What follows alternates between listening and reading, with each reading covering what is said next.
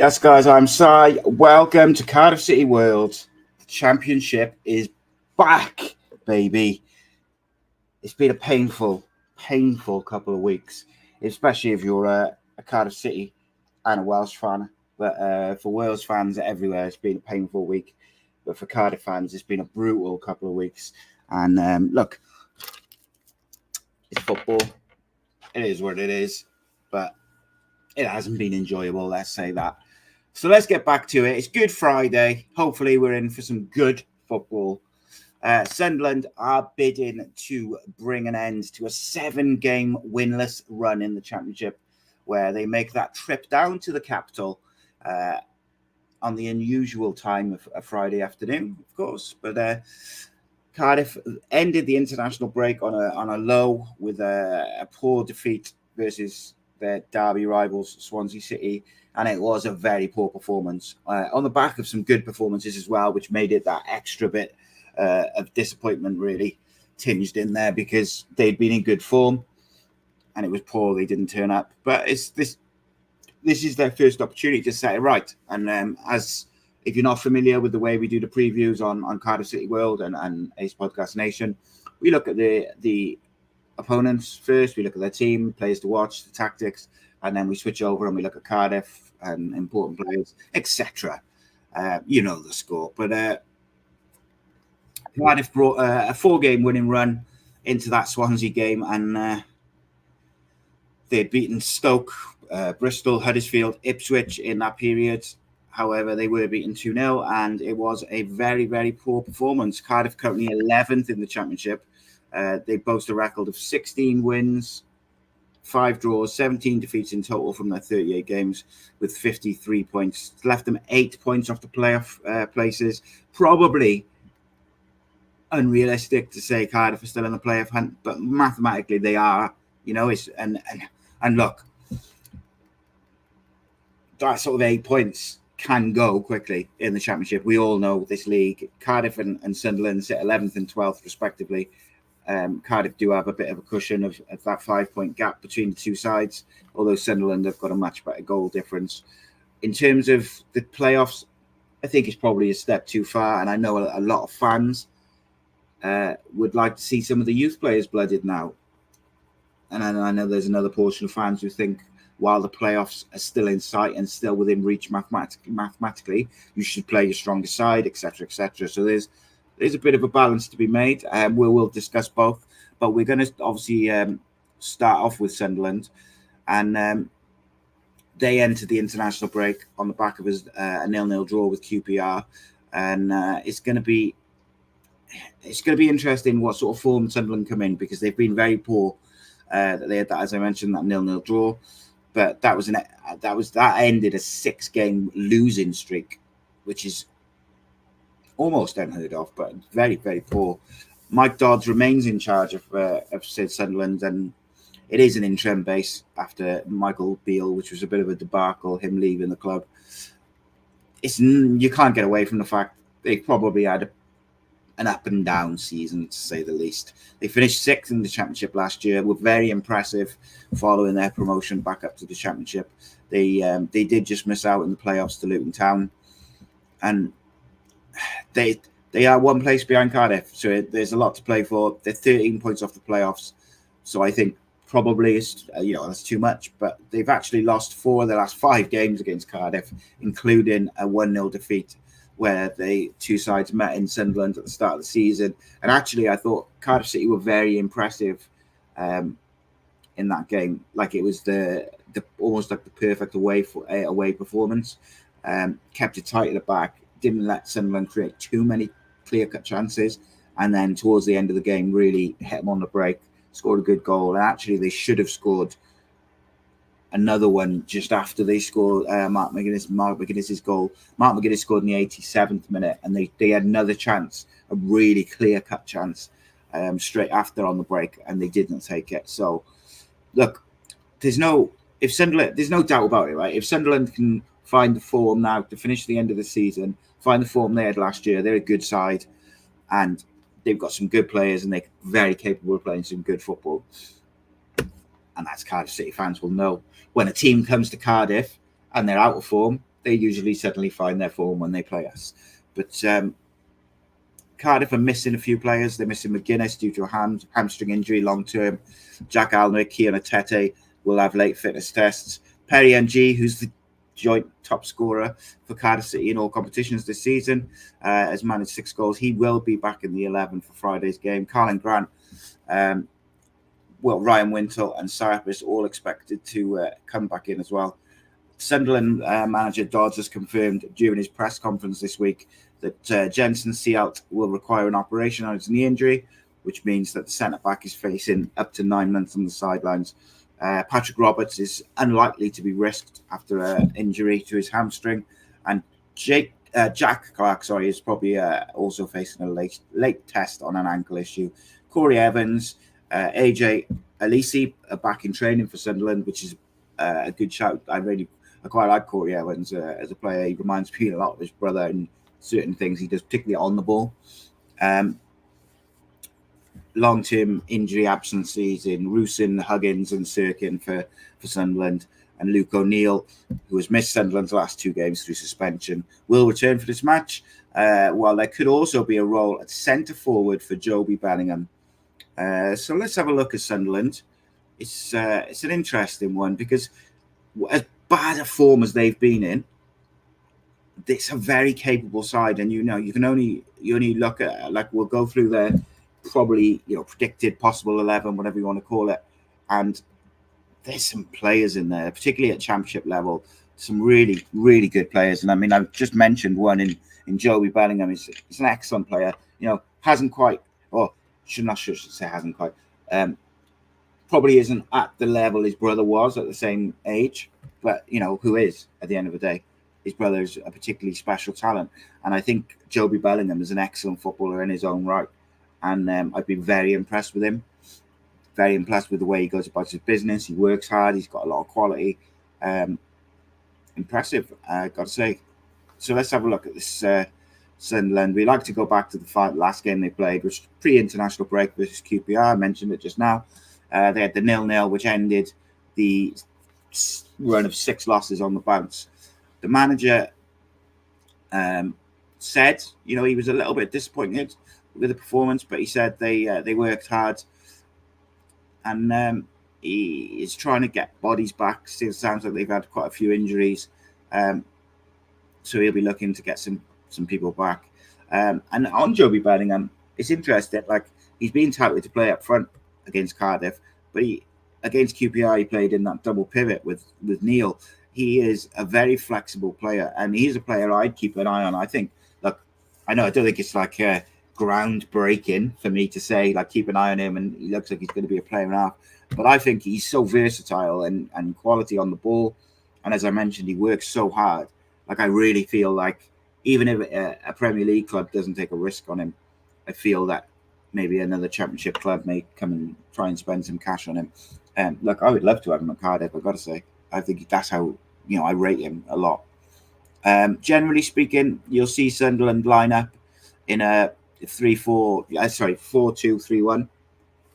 The back 5 generally, I think, will probably pick itself.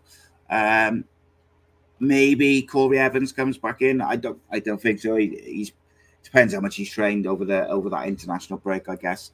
But it'll be, I would imagine, Patterson, Hume on the right, Styles on the left, and then Ballard and Hygie, Hylder in the centre-back positions. I really like Ballard. He's a traditional centre-back, gets stuck in, attacks the ball. And I quite like Styles off the left as well, the left full-back. He likes to get up and down, good on the ball. Then against QPR, they had the double pivot of Neil and Bellingham. But just with the little bit of research I did, it does look like possibly they could make a change to that, with Ekwar coming in to play alongside Neil, and then you'll get your Mundo, Aochi, and Bar as the 3 behind the striker.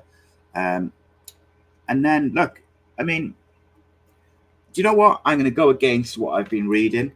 I don't think Bellingham will play up front. I don't see it. I think you're more likely to see Semedo continue up front and Bellingham alongside Neil, and then maybe there's one or two. I know Sunderland have been scraping the barrel, and I don't mean scraping that in a disrespectful way in terms of the players. I mean they're scraping the barrel and they're having to use a lot of youth players on the bench or young players on the bench. One player who has been on the bench recently, who I really rate, I don't know if he's up to full fitness at the moment, is Bradley Dack.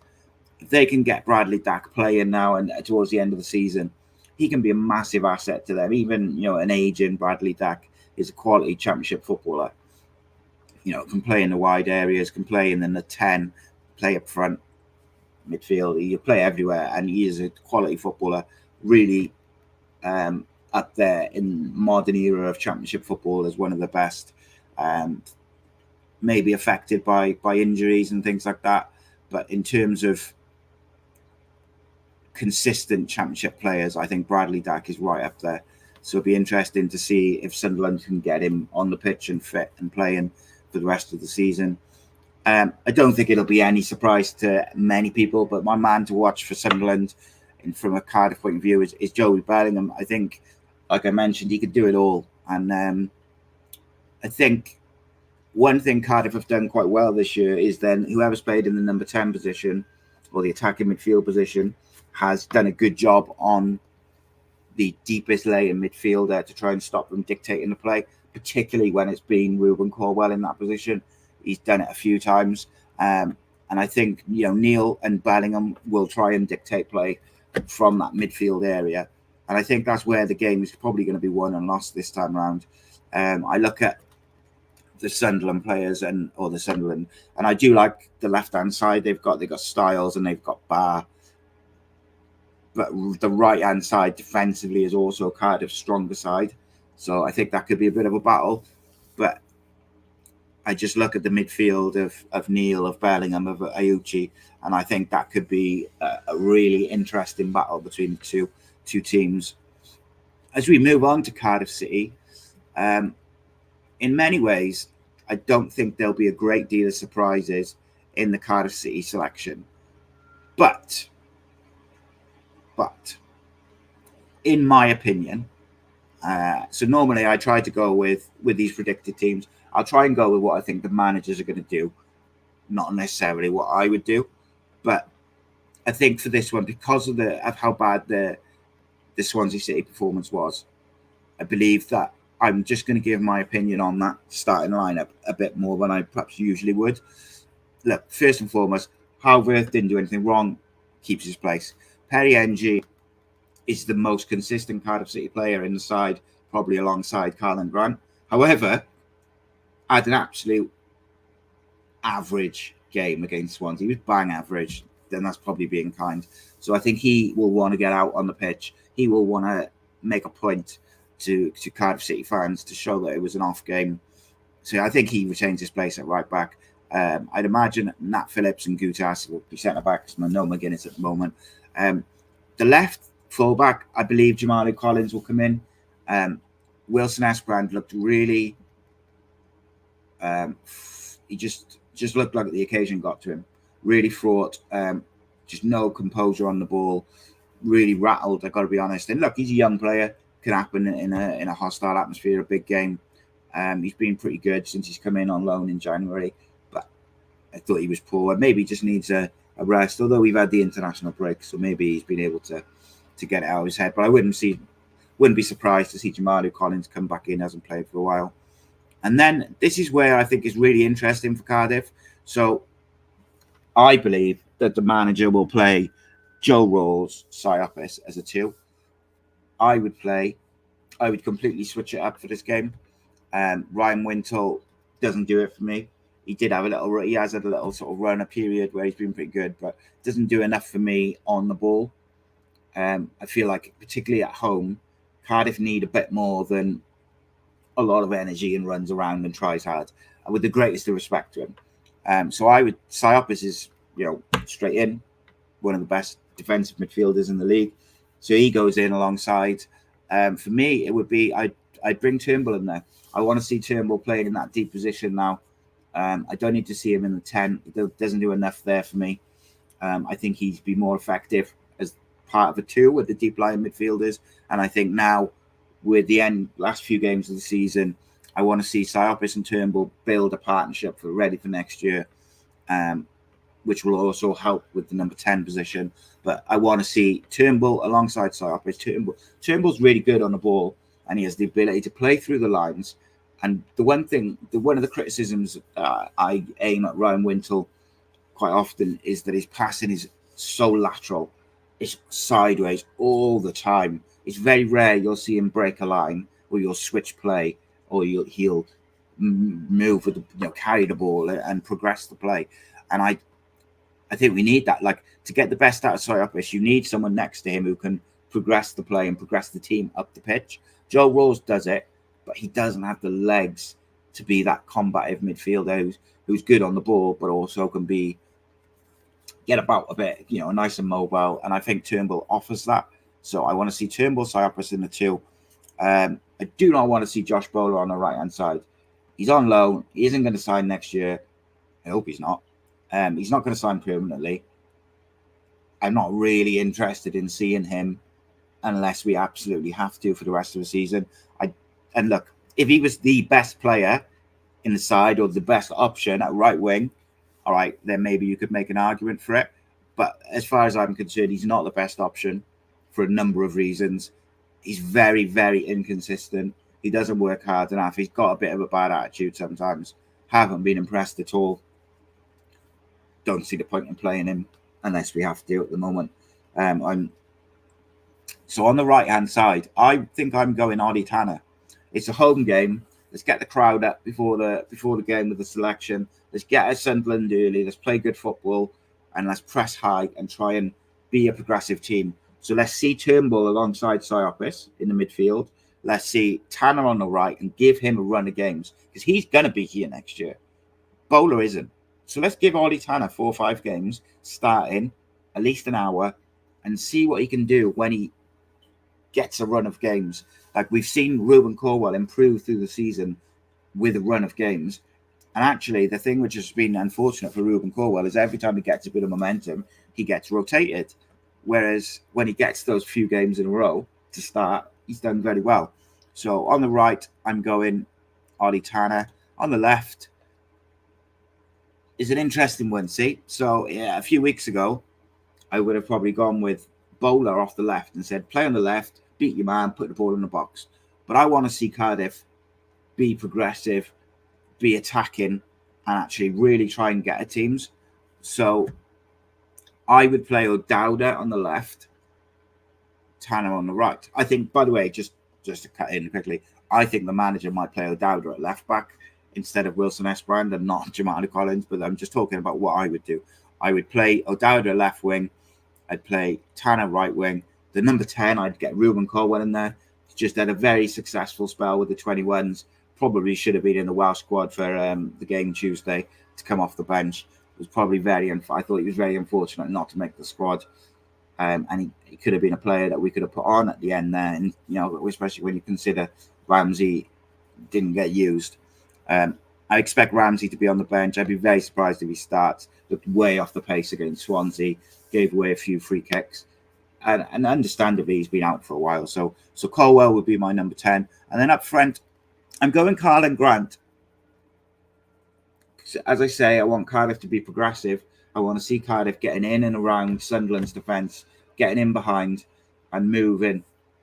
And I think it's absolutely, in order for Cardiff to be a progressive team and to press high and to play football and to utilise the likes of Ollie Tanner, utilise the likes of O'Dowda, and utilise Turnbull's ball-playing abilities, we need to have a striker which runs in behind, creates space for Colwell to drop into as the number 10 and link up with, not someone who's going to drop deep into the same space that Colwell's looking to get in. So I'm going Grant up front, Colwell 10, left-hand side, O'Dowda, right-hand side, Ollie Tanner. And I want to see Cardiff start fast. I want to see Cardiff try and put Sunderland under pressure early doors and get the crowd up. Look, the crowd are going to be frustrated going into the game. Wales have just lost at the final hurdle on penalties. Cardiff put in an all-time awful performance against Swansea in the last game. So the best way to combat that frustration and that unhappiness is to name an attacking side, start fast, and get the crowd up. So that's what I would do. I'm very interested. You guys let me know in the comments if you'd do something different or if you don't agree with what I've said. Always interested in people's opinions and Cardiff fans and see if they see things differently. Like, a big thing for me, and I've said it a few times, when Turnbull came in, when Turnbull signed for Cardiff City, I was so excited. I thought him and Cyprus would be a really balanced duo. I thought it was almost like the perfect partnership. Their skill sets, their abilities meshed quite well. And we haven't seen Turnbull in that deeper position. He's always played him as a number 10, which I think Colwell is better at, certainly on what we've seen so far from Turnbull. But I think Turnbull's shown enough on the ball and what we already know of him to say he's the one that should be playing alongside Cyprus. It's not what I expect the manager to do, but that is the side I would name. I'd also like to see Joel Colwell, and I'd like to see Kean Ashford on the bench. And depending on how the game's going, I'd like to see them either way towards the end of the game. If Cardiff are winning, give them 20 minutes at the end. If Cardiff are losing or we need a goal, then chuck them on for 10 at the end. But I want to see one or both of those young players towards the end of this game. At the end of the day, Jeju, not going to be here next year. Bowler, probably not going to be here next year. So let's focus on the players who are going to be there next year. Obviously, we're going to try and get some minutes in Aaron Ramsey's legs if he's on the bench. I understand that. But for me, it is absolutely... I can't think of the word. It's absolutely very... I can't think of the bloody word. It's absolutely implicit that Ruben Colwell and O'Dowda start.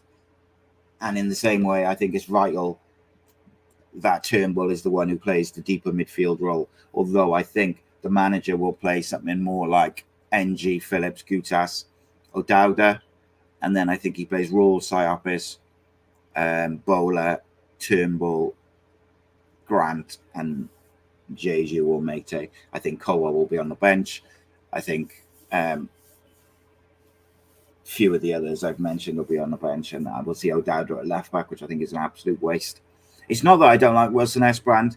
I just think I just thought he was so off it in the Swansea game that I wouldn't be surprised to see Jamalu Collins in there. I wouldn't be disappointed if Wilson Esbrand is there, because I think actually him and O'Dowda have linked up quite well when they have been on the pitch together.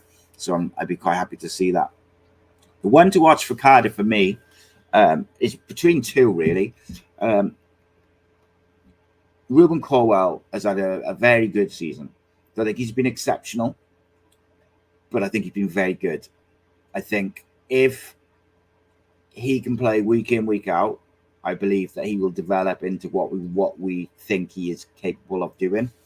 But I think the constant rotation and taking him off interferes in him getting the momentum. I also think not having forwards running in behind affects what he can create, which is why I said I would play Karlan Grant through the middle, because then you haven't got the striker dropping into the positions and the pockets of space that Ruben Colwell goes. The other person who I think could be a key figure for Cardiff is Turnbull, as I've mentioned, for all the reasons. He plays through the lines, he's combative, he gets around, he provides a lot of energy in the midfield area, but he's also got that really clever vertical pass in him. He's very clever at switching the play. He can play in between the lines, and he can get the wide players in O'Dowda and Tanner in behind the fullbacks, or he can isolate them against the fullbacks to get those one-on-one positions and whip the ball across and get the ball in.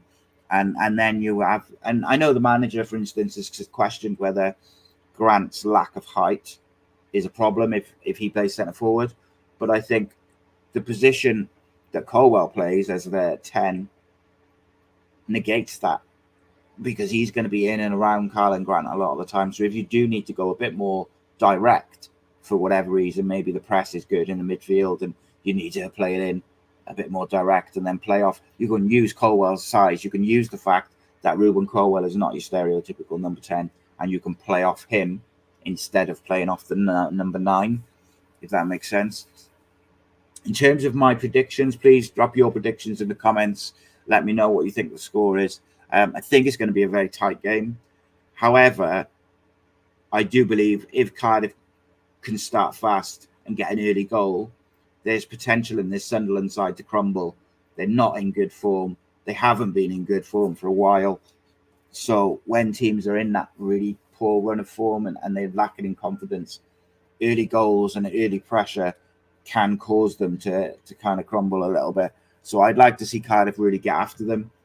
I'm skeptical of whether we will. So my prediction for the game is 3-1 Cardiff. However, that is very, very, very, very kind of got a big caveat with it, that it depends if Cardiff start fast and press high.